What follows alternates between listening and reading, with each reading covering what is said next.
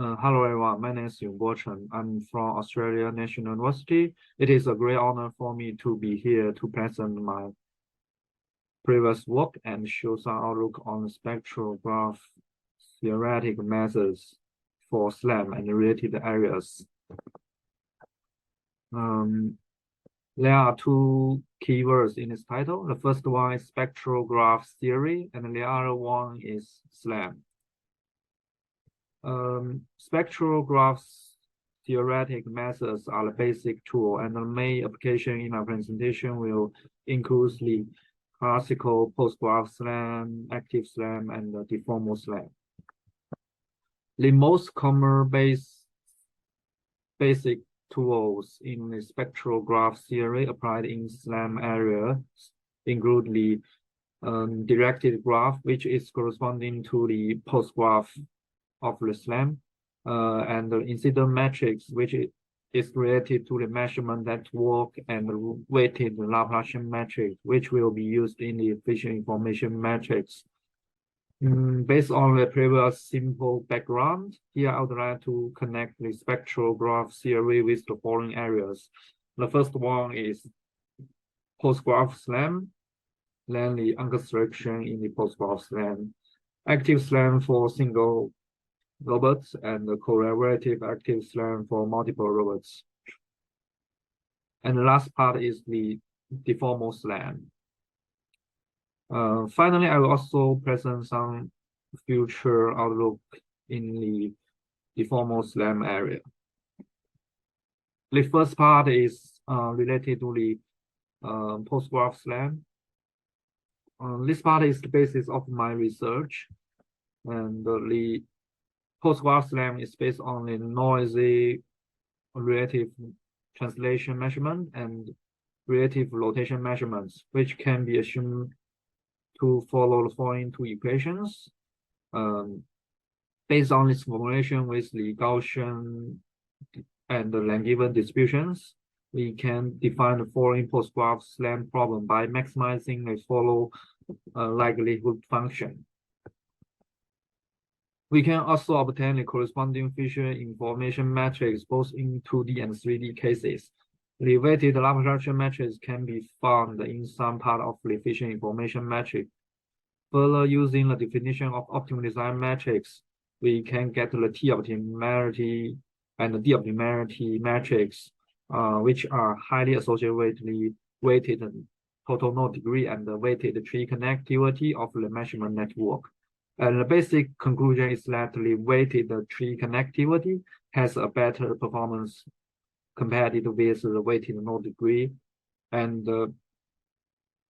in the identification of the different post-graphs, and the weighted tree connectivity is expensive, a little expensive in the computational complexity, but still acceptable for the common tasks.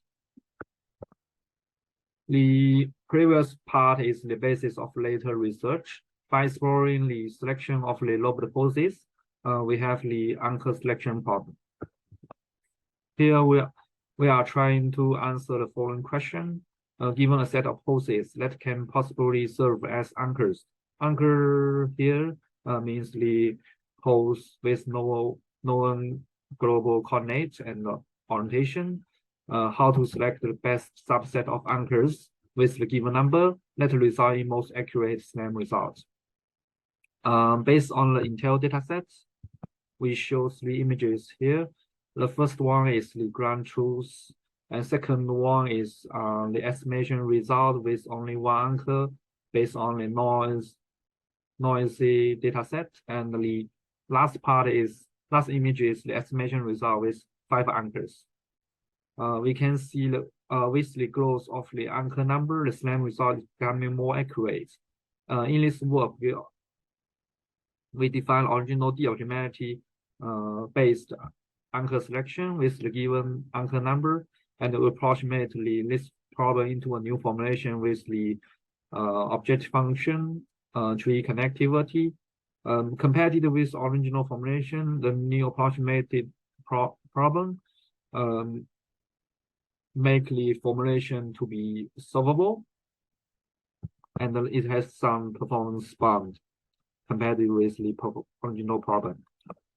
The new formulation is proved to be a non-normalized, non-monotone, some modular optimization problem with a canarity fixed constraint. This problem is general and be hard. For this kind of problem, the natural grid method does not have a performance guarantee. But the combination of the random grid method and the continuous double greedy method has the approximation performance shown in this parameter. We can use multiple technology to improve running time ability of the random grid method, including the sparse Klasky, decomposition, lazy evaluation, auto reviews, and one-for-one update. More importantly, based on the previous anchor selection problem, we present multiple important applications in SLAM. There are multiple potential applications, such as the landmark setting and the trajectory assignment of collaborative SLAM. Jiho may talk about the landmark setting into the 3D mapping. The whole process during this image. Firstly, we can get the post-graph based on the collected data using the traditional post-graph-based algorithm. Then we can use the anchor selection method to pick out the anchors. Following, some landmarks are set manually based on the obtained anchors. Finally, the improved SLAM result is obtained with the calibrated landmarks. Based on these applications, we can build more accurate and robust maps. We also verify our method with using a French robot in the simulation and the real-world office environment, and we get a very accurate map with the additional anchors. As shown in the previous sections, spectral graph theory is used to identify the uncertainty level of the different post-graphs. Naturally, it can be used in a decision-making problem like the active SLAM. We can identify the differences between the current between the different among different post-graphs, future post-graphs, and then find the best one. It is, in fact, it is an active SLAM problem. This part is we are mainly talk about the case in single robots. Active SLAM is a problem to choose the good trajectories for improving SLAM result and performing given tasks, such as coverage. Robots need to avoid dark area and white wall and go to the area with many features or complete some loop closure to make the post-graph stronger, and meanwhile gets close to the target to complete the task. This image shows the basic strategy for the active SLAM. It will be triggered when the uncertainty of the estimation is limited. Here, I would like to present active SLAM framework for the single robots. Firstly, we can use some path planning method for robots from the current poses to the target. This path planning method will generate many candidate solutions. Then for this candidate solution, we can firstly use the weighted node degree, which is relatively cheaper than the other metric to find a small elite group. Then for this group, we can further use relatively expensive weighted tree connectivity to evaluate this small group to balance the uncertainty level and the combinational complexity.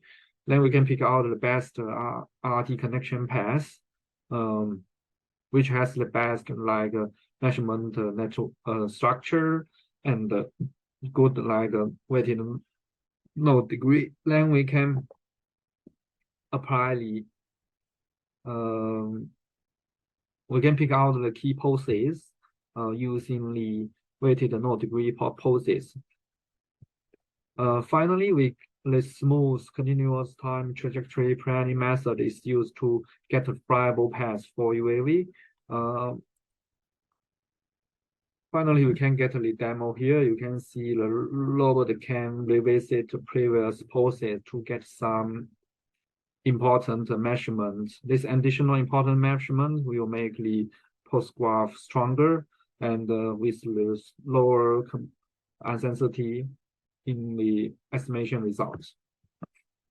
We also extend our method in the collaborative active SLAM for multiple robots.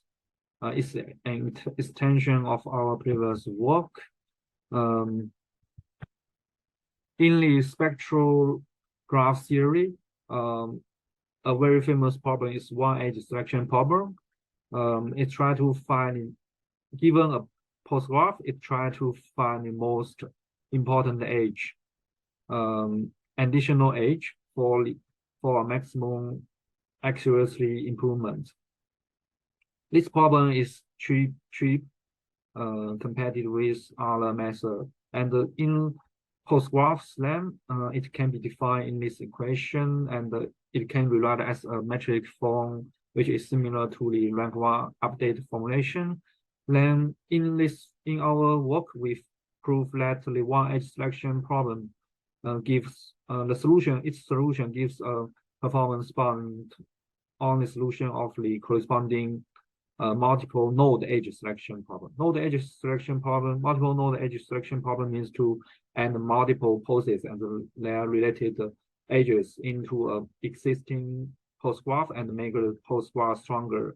The active SLAM, it follows this case.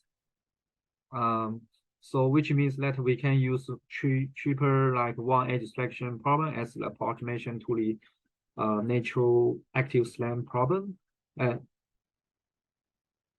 And by this way, we can make the problem faster. Based on the previous theoretical performance guarantee, facing this de-optimality-based collaborative active SLAM for multiple robots, we present a framework to firstly find the weakness point using the one-edge selection problem for each robot, and then they will share their weakness point to the other robots for bidding and fielding. Then after we decide which one to fill this weakness points, we can it drop into a path planning problem. We can present some smooth path planning method using the generated weakness point as the target and the current poses as the start point, and it becomes into a path planning problem. We present a path planning method here. Then final, we have two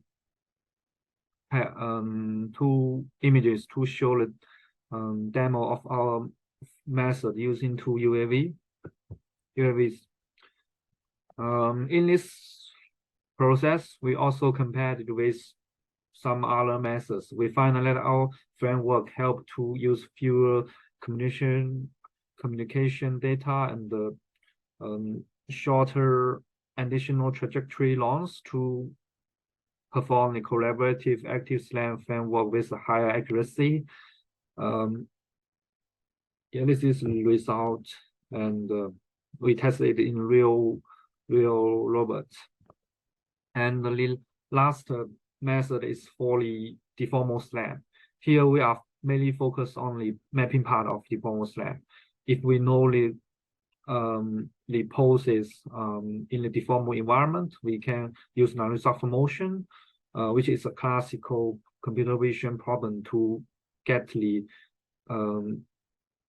deformation about the deforming environment. Then we can build a map.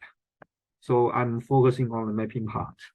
The non-result motion is a problem of reconstructing 3D shape of deforming objects from multiple calibrated molecular images. In my work, I am considering a sparse method.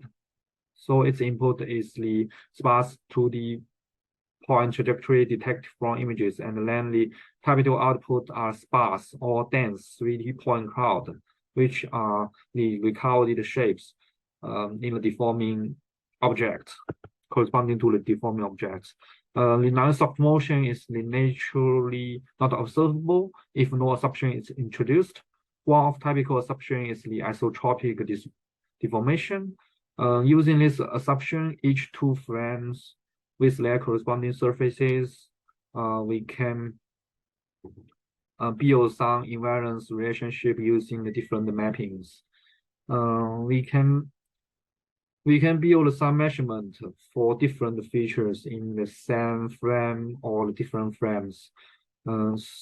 So if we consider all the images, and we can form a graph structure, and we can explore the edge selection methods, which belongs to the spectral graph theory to build the good graph optimization formulation for the non-stop motion method.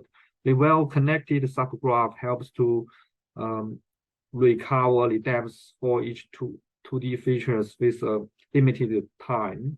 And we can see the estimation result is good. They are results for two benchmark data sets. Red points are the estimation result, and green points are the ground truth. You can see the performance is good. At last, I would like to present some future paths for the application of spectral graph theory in deformable SLAM. I just have some initial inspiration, so I just present some basic ideas or directions. Similar to the non-stop motion, deformable SLAM is not observable if no assumption is introduced. This image shows the basic measurement relationship in deformable SLAM. We have the smooth constraint for the features in different frames, structure constraint, and local deformation for different features in the same frame. Sometimes we also have the odometry information if we have enough sensors for robots. Then with different assumptions, for such as the as rich as possible, it is will limit the structure constraint and the local deformation. Then we can build different constraints between the deforming features and the robotic poses, which introduce the totally different graph. Then we can use the spectral graph theory for different graphs. Some like a further problem, like the active SLAM in deformable SLAM, deformable environment, should also be interesting, and it is also useful to improve the cover area or the reconstruction performance of the deforming objects. The spectral graph theory in deformable SLAM is still a open problem with many interesting and potential points. So it's a good direction for the other researchers to have some inspiration. Thank you. That's all. Do we have any question? Okay, yeah. Do we have any questions from the audience for Yongbo?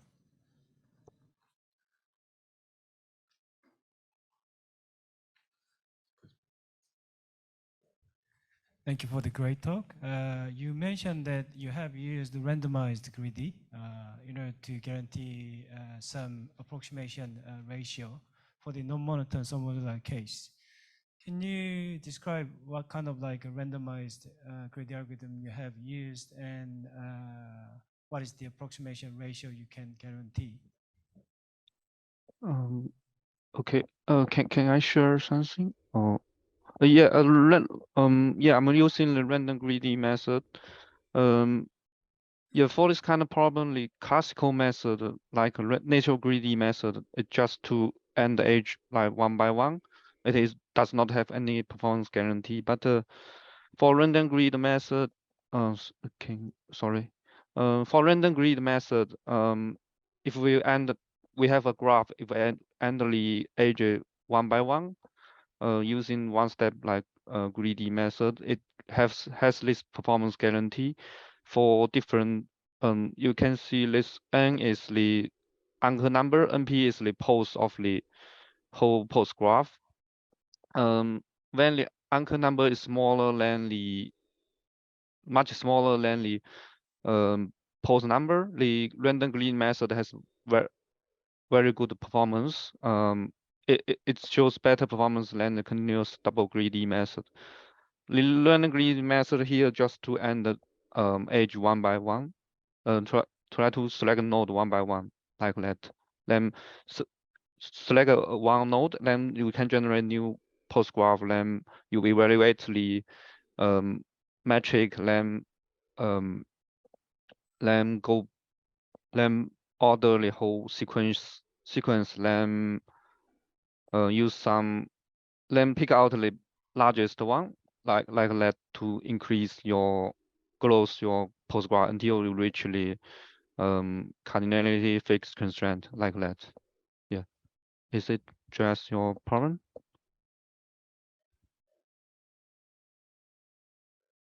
Yes, partially. Okay. Thank you. Okay, any other questions for Yongbo from the audience?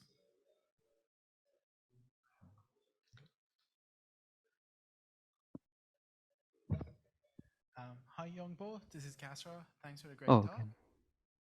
Thank you. So I have a question. It's not really about the graphical part. It's about the active SLAM and using like tree connectivity or even the optimality itself for guiding the exploration.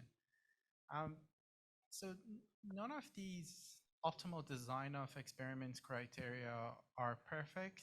Each of them captures one aspect of uncertainty. But the problem with determinants is that you might be able to cheat by reducing your uncertainty about even one of your many variables, and then essentially collapsing the determinant to zero, because along one dimension, you have zero uncertainty.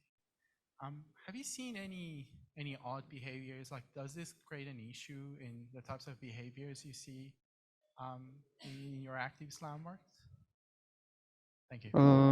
Thank you. Yeah, it's a very good question. I think for active SLAM, currently, yeah, there's no perfect like metric for the active SLAM, but currently, yeah, my current direction is transfer to the POM-DP problem. I found that the tradition likely active SLAM, current active SLAM like objective function, it is not a that like compact. It's not a in POM-DP area. They commonly with uncertainty they will deliver like a convex optimization problem.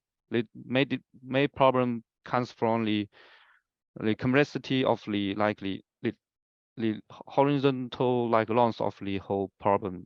But for active SLAM right now, many like objective function become, yeah, it in fact it's not a convex problem. So yeah, there are many problems inside. In the, yeah, I do not see yeah, this is my feeling because I'm currently transfer a little from my current direction. So many like more detailed state of art performance, I do not reach too many in that areas. So sorry for this. I see. No, thank you so much for the great talk, and thanks Yeah. for the answer. Any other questions? Going once, going twice. All right, let's thank our speaker again. Thank you.